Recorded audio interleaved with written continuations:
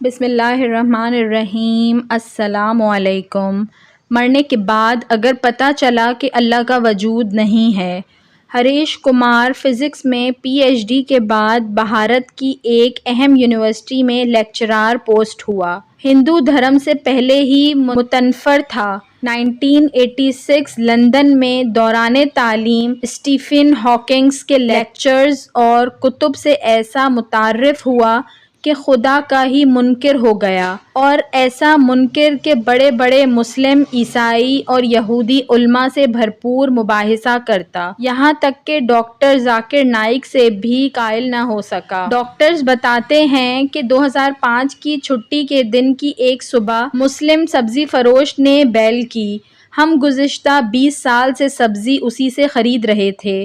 اس دن میں نے اسے چائے کی آفر کی تو اس نے قبول کر لی۔ حسب معمول خدایا اللہ کے وجود پر اس سے بحث شروع کر دی۔ 30 منٹ کی گفتگو سے معلوم ہوا وہ سیدھا سادہ مسلمان ہے جو 5 وقت نماز پڑھتا ہے۔ ہاں، وہ سودے میں بہت ہی صاف گو اور ایماندار تھا، مناسب دام میں بیچتا تھا۔ آخر چلتے ہوئے اس نے ایک ایسی بات کی جس نے میری زندگی ہی بدل دی۔ وہ کیا تھی؟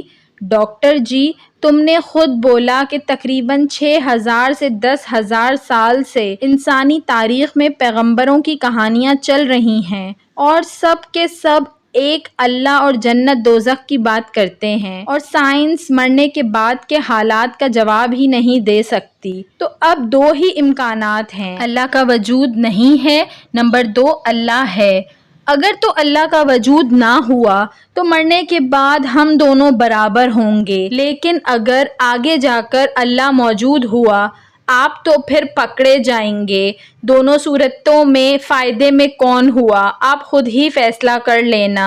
اس لیے بہتر یہ ہے کہ اللہ کو مان لیں اور اس کے کہنے پر چلیں۔